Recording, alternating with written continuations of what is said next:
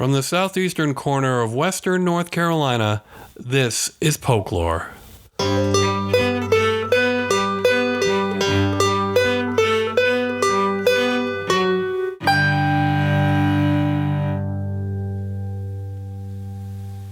I hate Facebook. I can't live or work without it, but I hate it. Not as much as Twitter, which I have managed to do without for the most part, but still, it's hard not to conclude that the world would be better off without the soul-sucking, time-wasting black hole that is social media. Here's a quote from a recent issue of Wired magazine. Social media has brought a level of exposure never seen before in human history, and it turns out being observed by so many people appears to have significant psychological effects. Studies have found that high levels of social media use are connected with an increased risk of symptoms of anxiety and depression. There appears to be substantial evidence connecting people's mental health and their online habits. Furthermore, many psychologists believe people may be dealing with psychological effects that are pervasive but not always obvious. It's become somewhat of an epidemic. Hard to argue with that. But if you're living in a news desert, as we in Polk County do, where else are you going to turn for some sense of what's going on in local affairs? Here's another magazine quote, this time from a recent edition of The Atlantic. Facebook group administrators and members describe the conundrum of relying on an imperfect platform to create strong and for many people invaluable communities. Olivia Whiteside isn't one of the Facebook administrators that The Atlantic talked with, but she might as well have been.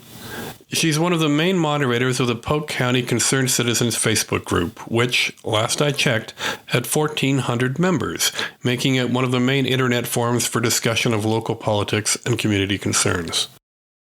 The page was started a few years back when it became clear that the new Tryon International Equestrian Center was going to have a big impact on Polk County. But today, the allowed topics of discussion are much broader. Basically, anything that might once have made it into the local newspaper is fair game. There are other Facebook pages out there devoted to Polk County, but Polk County Concerned Citizens is easily the most relevant and among the most active. Only members can post, and even then, their posts have to be approved by a moderator, which means that Olivia and her fellow administrators sometimes have their work cut out for them. She sat down with me at the Polk County Library in Columbus just before Thanksgiving to talk about what that entails and what it's meant for her place in both the online and real worlds.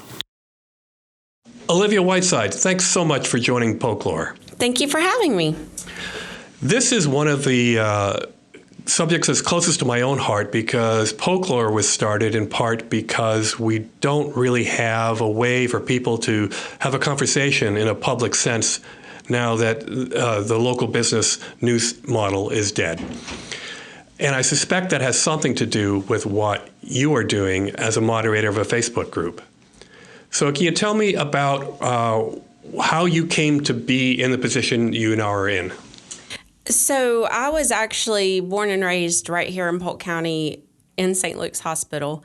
And my husband and I both grew up here in Polk County, then left and went to school, kind of started our early careers, got married, and found out we were having our first child, and decided to move back to Polk County so that we could be closer to our families. And obviously the school systems were wonderful, and we just felt it was the best place to raise our children. And at that time, I subscribed to the Bulletin, like most everybody in Polk County, or had access to it, and really enjoyed kind of keeping up with the local happenings. And about that time, Facebook came about, and started my first Facebook page, and he did as well. We enjoyed connecting with people that we hadn't spoken to or seen in many, many years. And it was a wonderful outlet to both find out about local happenings and connect with people. And about the time Tryon International Equestrian Center came to be, there was a page created called Concerned Citizens of Polk County, and much of the county was extremely concerned about what was going to happen to our county once they moved in. Everything from, growth to tax rates going up to just the county completely changing. So there were a lot of people that had moved or were visiting from Florida that warned the local area and folks about what had happened at Wellington. And basically, I guess everybody kind of got into an uproar about it. And the page was created. And that's how the page originally started. And it wasn't necessarily a community page to learn about the area. It was more of a keeping up with the happenings at the Equestrian Center and what was coming down the pipe, and legitimate concerns that people who lived in the close vicinity had about what was going to be happening with their land. So that is how the page originally started. I did not start the page. I was just simply a member on the page.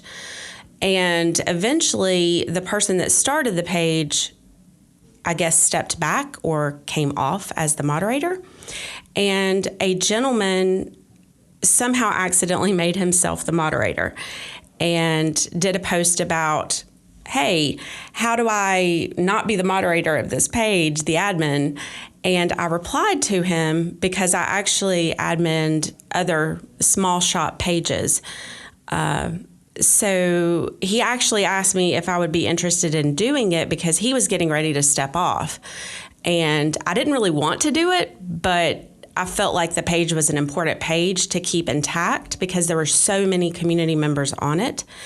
So I took it on. And about that time, a couple other folks showed interest. I think I put up a post asking if anybody else would be interested in helping admin it. And that is how the admins came to be. When was that? I could not answer that question. It's been a couple of years, I would say, 2 to 3 years, maybe 4. I've lost track of time. Yeah, 4 years sounds about right, I think, in terms of what I've been aware of it being there. And my first realization of the power of a Facebook group in a small community, I think it goes back to the attempt by Duke Energy to put power lines, yes, right? And yes. There was a Facebook group for that. And then Henderson County wanted to put a gun range on the edge of Henderson County and Saluda, and there was a big Facebook group for that. And so it came clear to me that Facebook pages were really powerful as organizing tools for specific projects. Right. Like, so the Save 108, Highway 108 page that I created, we went to the first meeting and the community kind of realized, oh my gosh, this is huge. This is going to impact hundreds of us, many businesses. It will, in essence, ruin lives. So I came home, I believe, that night and created that page because we needed a way for everybody to communicate, to connect, to band together quickly. And there was no better way to do that than to have a Facebook page. And it proved instrumental in helping us to organize and essentially defeat the 108 widening.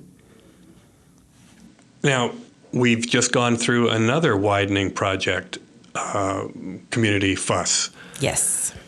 As we record this is just a few days after the regional planning organization said, no, we're going to build it anyway. So it doesn't always work. Well, it's not over till it's over. It absolutely is not over yet. So we are continuing to ask questions. For instance, I had several reach out, and there's been lots of discussion about the RPO. What is it? Why are we part of it? How do these people essentially make life-altering decisions about our community when they don't even live here? And so I actually put up a question after many had been discussing it about that, and hopefully there will be others who will continue to ask that questions, perhaps go to the commissioners and ask it. But a lot of times the page has proven instrumental in stopping rumors or answering hard questions or connecting folks that need things. For instance, someone put up that they lost their keys. How can they reach a certain business last night? So it has a multi-purpose, but essentially it's evolved from a group of people that were really upset, just basically venting and trying to stop something that was not going to be stopped, to a community page where people come together and discuss important topics and fact finding. So that's kind of where the admins and I came together and decided that that's how we wanted the page to evolve. Okay, well, that brings us to what I want to be the heart of this conversation, and that is a discussion about how you manage the evolution of something that is fluid and is very much at the mercy of the users. Unlike a newspaper where there's a managing editor and a publisher and reporters, all who have hopefully some degree of professional training and standards and expectations, usually of some degree of neutrality or at least being disinterested. A Facebook group is full of people who are very interested in something, usually. They have vested interests. They're not particularly interested in telling both sides of the story. In other words, you're not a neutral arbiter of a public debate. And yet, there's still a lot of argument happens on Facebook pages.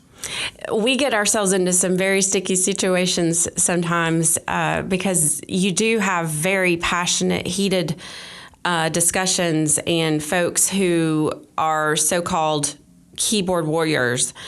And these folks can sometimes get on there and just blast someone that they don't have to necessarily see on a day-to-day basis.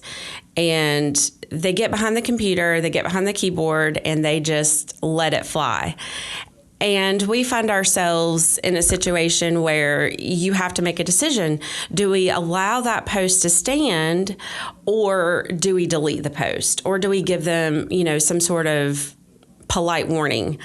We have had to come up with rules, in essence, kind of like a classroom, but we want the page to be a place where people can openly discuss hot topics or, situations within our community, but to do it in a respectful manner where you actually get somewhere, where both people hear both sides and have a healthy discussion versus blasting one another and being hateful and creating division, which gets us nowhere.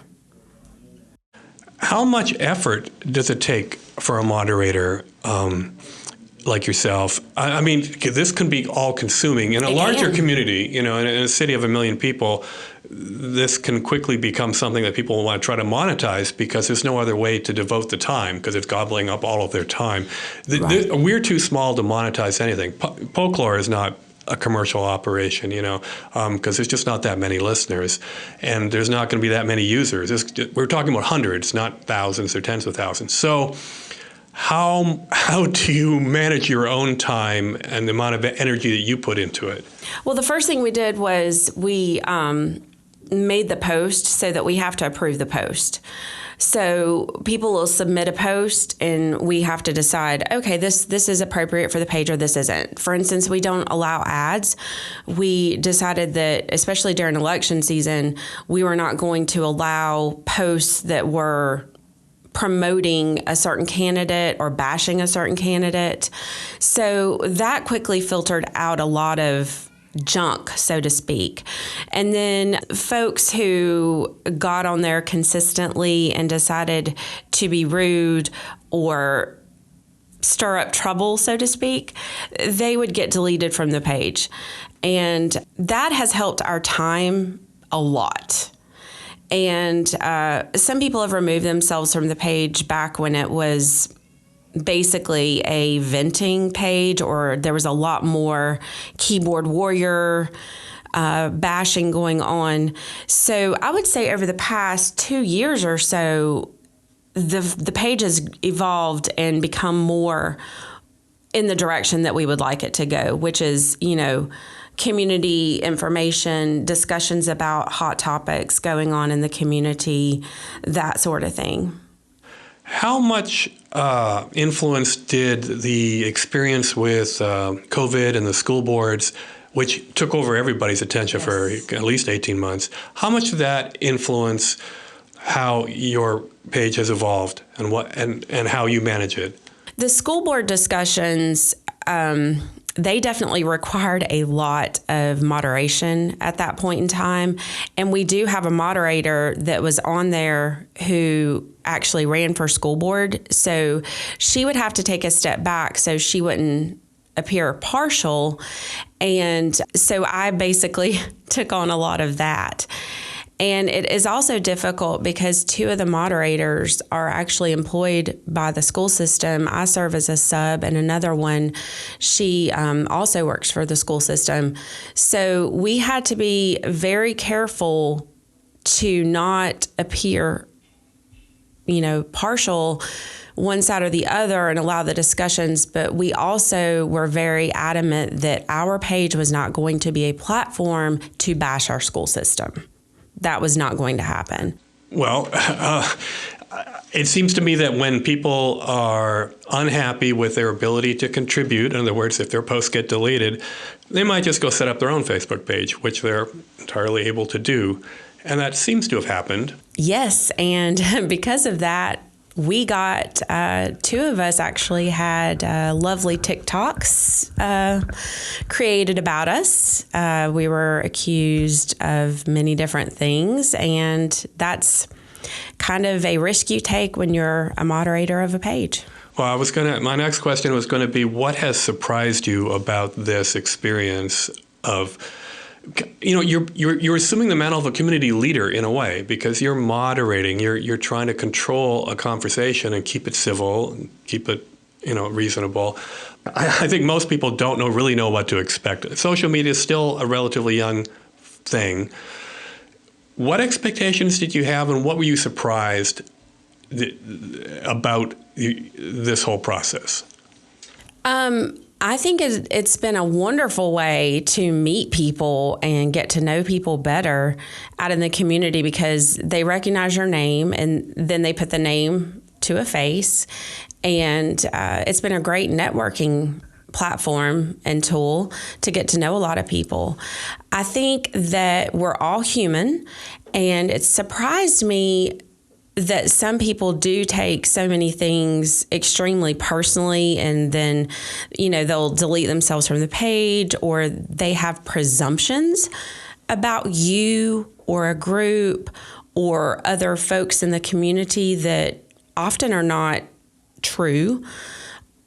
It surprised me that some people are so free with their words and they don't take into account how their words on social media can impact another person.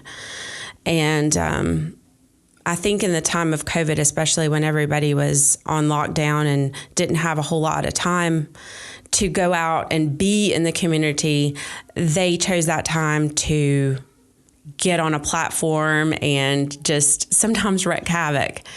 And hopefully, the damage can be undone, I would hope, and friendships reconciled. But I have witnessed friendships, fall apart over social media. And the power that it has is oftentimes surprising. But I've also seen the good come from social media. On our page, trying to find the facts and answers has helped, and connecting people has helped, and just having that outlet for people to discuss things, I think, can be a preventative measure at times. If it's handled properly. And the same applies to even conventional news media, like a newspaper. I mean, you have to have some degree of professionalism to run a newspaper, otherwise you'll just end up running a lot of letters to the editor from people screaming at each other. In other words, I don't think there's anything particularly new about Facebook. Each of the elements already existed in other media, except that anybody can set up a page, and anybody can set up a podcast, right? I mean, the technology has given this power to everybody. That means that instead of everyone sharing a common platform like the Tryon Daily Bulletin, now everybody can have their own little silo where they can talk to only the people that agree with them. So that seems to me to be the real danger of social media, is that while a well-managed group can give people a common platform to discuss things that they've lost because their local paper doesn't have the resources to do that anymore, it can also create completely separated, polarized worlds where people aren't talking to each other. Now, do you ever think about that balancing act? I do. I think one of the preventative measures that we put in place with our particular group was we wanted to make sure that the folks that were on our page actually had a vested interest in Polk County. So some of the questions we asked were, do you live in Polk County? Do you own a business in Polk County? Do you know why this page was originally created? And do you agree to follow the rules? So that in of itself, if the folks don't answer the questions, then we don't approve them. And if they do answer the questions and you can clearly see that this person is thinking that this page is Polk County, Florida, you can quickly, decline their admittance. So that has helped. But also, I do understand what you're saying with the positives and the negatives of the groups. Oftentimes, if a post comes up that we know is going to be a hot topic, we'll often discuss amongst ourselves, hey, I need you guys to keep an eye on this particular post. We think this one's going to get pretty heated. Let's not allow these certain things to be said because we don't know that they're true, et cetera, et cetera, et cetera. So when a post does get heated, we have the ability to stop the comments, or, oftentimes if I know the person who's making the comments or within the discussion, I might send them a message privately and just say, hey, I have some information that is important, or, hey, let's maybe watch your words a little more carefully. And oftentimes that'll diffuse the situation very quickly. Just letting someone know that you understand their plight, or you understand why they're upset about certain things, or you may quickly answer the question for them if you have the information. So that has helped. It can be all-consuming, but I feel like in the end, it's hopefully a positive for the community versus a negative. So in that sense of the word, I guess it's something I feel is important.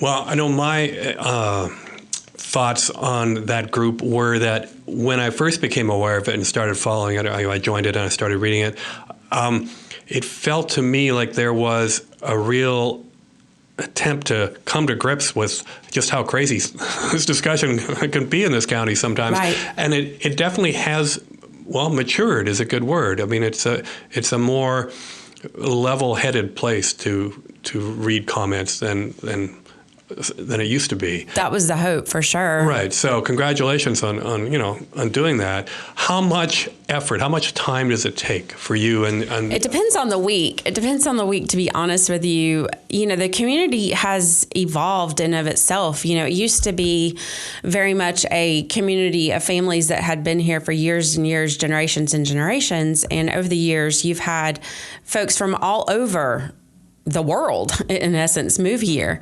So with that comes the evolution of the community, therefore the evolution of the page. And, some weeks we'll have discussions pop up that are very time consuming. And then other weeks it's very slow. It just depends on the week, how much time and effort is put into moderating it. Do you have a routine, a time of day that you say, okay, I'm going to go check out what's happening on this page and see what I need to call and approve? I'm sure the other admins as well, we get Facebook notifications, and some days we can't check it during the day at all, and we'll check it in the evening. Other days, you're able to check it several times a day and approve post or disapprove post or admit people. Again, it's day to day, depends on the time and what I have going on. I don't let it consume me anymore. There were times that it did absolutely consume you, and you just have to put up boundaries. Okay, well, that is a great lead into the third subject I want to discuss, and that is, how has it affected you and your understanding of your role in the community? Because 10 years ago, when hardly anybody had any Facebook pages, you probably thought of yourself in some terms, a wife, mother, teacher, whatever. Now, Olivia Whiteside is one of the main moderators of one of the main forums for having a conversation. Oh, this is a very interesting question. I would say that people definitely form their opinions. I'm sure most would say I'm very opinionated. I am opinionated. I think with age comes wisdom and experience, and that allows you to think a lot more about how you answer questions or what opinions you put out there. I've had many people thank me for moderating the page or allowing certain posts or allowing certain discussions. But at the same time, it would not surprise me in the least that opportunities have been passed because of responses or opinions or because I run the page. I many times have tried to step back or, offered to step down or tried to step down or ask other people to take over. But it's a job, and I don't know that anybody else would, and I don't want to see the page go to the wayside. I feel like it's an important page and an important platform, and it contains a lot of history of the county to let it go. But I would gladly step aside if someone, approached me and said, hey, I would love to take on moderating or adminning this page. I think that it's oftentimes thankless job with risks. I've had folks ask me to run for public office, and I don't know that that's something, especially at this point in my life, that I would be willing to take on. I feel like opportunities that come along, if they're meant to be, I'll know it. But at this time, it's a risk that it's. Well, here's an idea. If you got a soccer team, there's like a den mother, right? Mm-hmm. Someone sort of just assumes the role because someone's got to do it, right. And whoever is the most likely candidate usually ends up doing it. It's someone there's usually a personality type, right? Right. That just ends up doing that kind of thing. And I think Facebook moderating is somewhat similar, except more serious. Yes. And has bigger consequences if there's some bad decisions made. Absolutely. I think that it's a good job for me at this time because I grew up here. I know the area. I know a lot of people, businesses. I enjoy making connections. I enjoy helping get people the resources that they need, the answers that they need, problem solving. I enjoy that. But it does come with risks when you anger somebody because you deleted their response or you deleted them from the page or you quote unquote reprimanded them for comments that they made. But most of the time I feel people are understanding and they get why decisions are made and they're nice about it. There's just been a handful of times when people have been very not so nice. Have you developed a thicker skin, or did you already kind of were predisposed to be able to handle that kind of thing? Oh, I think it's not just, running the Facebook page that helps you develop a thicker skin. I think age and experience, that's something that comes along. There's always going to be those moments and times or comments that just cut you real deep, or hearing that people have a certain opinion about you that you just it's unfathomable to you that they think that or feel that way about you, and you just want to reach out and get to know them better so that they can form a different opinion. But that's just not possible. So that there are times when you just have to let things go. All right, one more question on the same vein.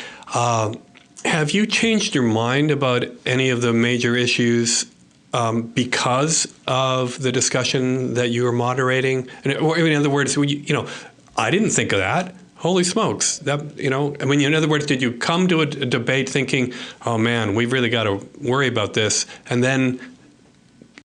There's definitely been topics that I have chosen not to tread into and just let the citizens kind of do their own discussions. And then there's topics that I'm extremely, extremely passionate about that I have to, insert my opinion or say something.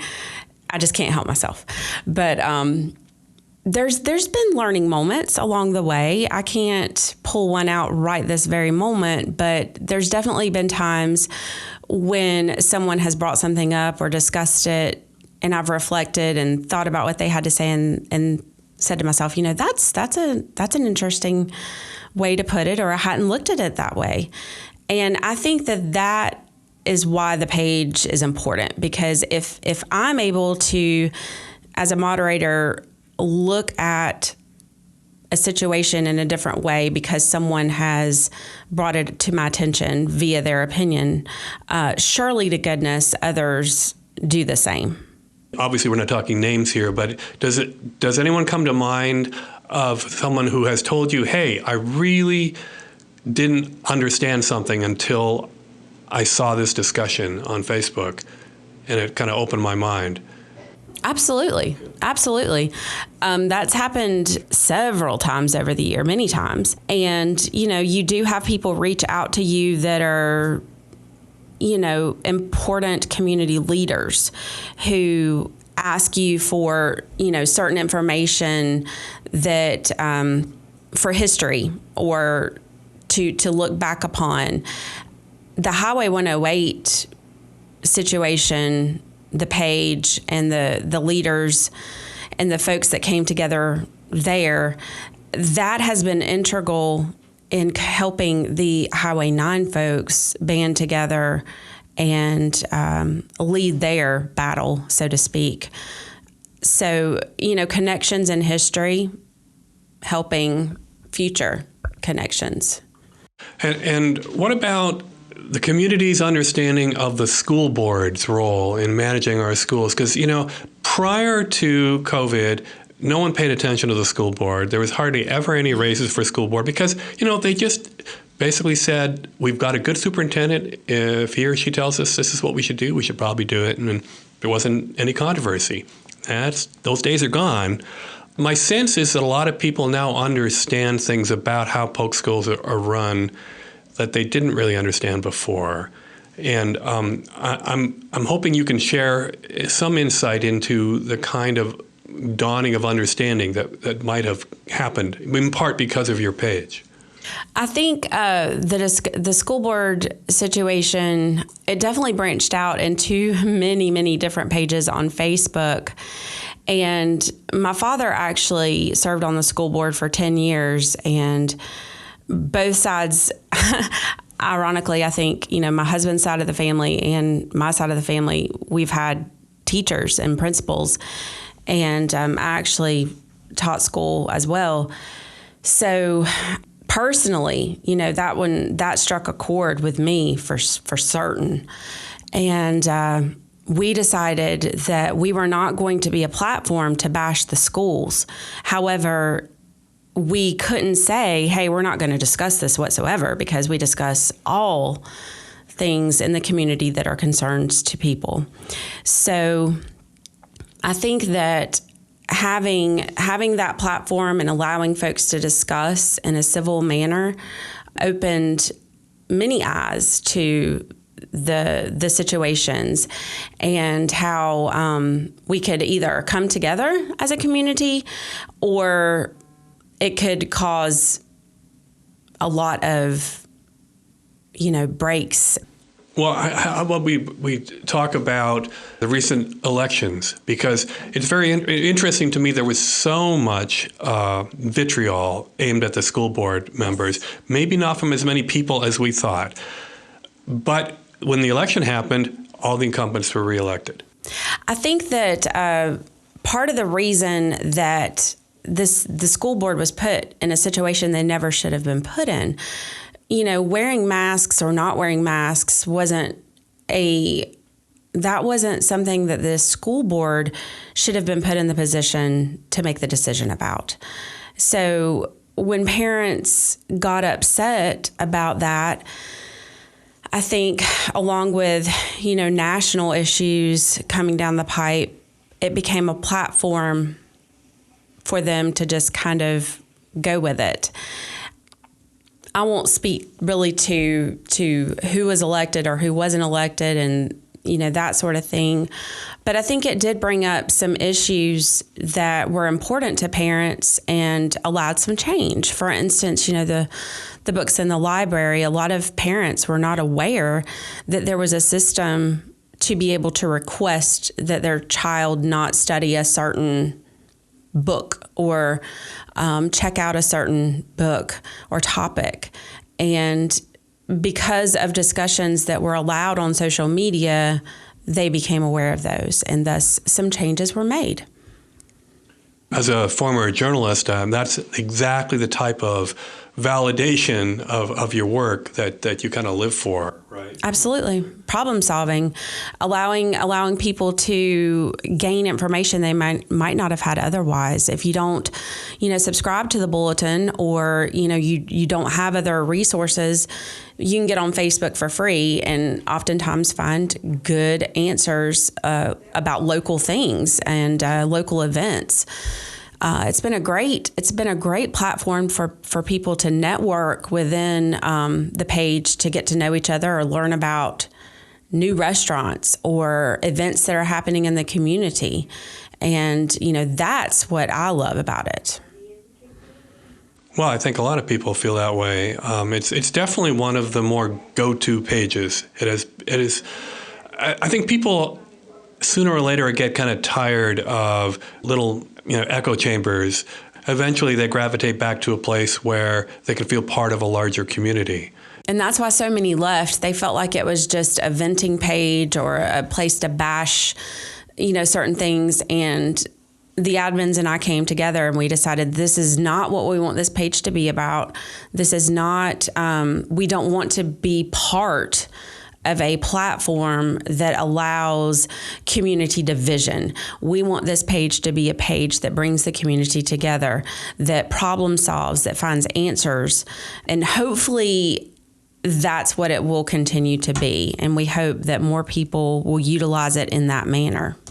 All right. Well, look, I know I can speak on behalf of a lot of people saying thanks for the effort that you put in, because someone's got to do this kind of thing until we find another way to revive the old-fashioned ways of covering your community. So thanks again, and thanks for your time today. Thank you. I appreciate it. That's it for this episode. As always, you can reach me with your thoughts, your feedback, and suggestions for guests using email, jamesh@polklore.com. Thanks for listening.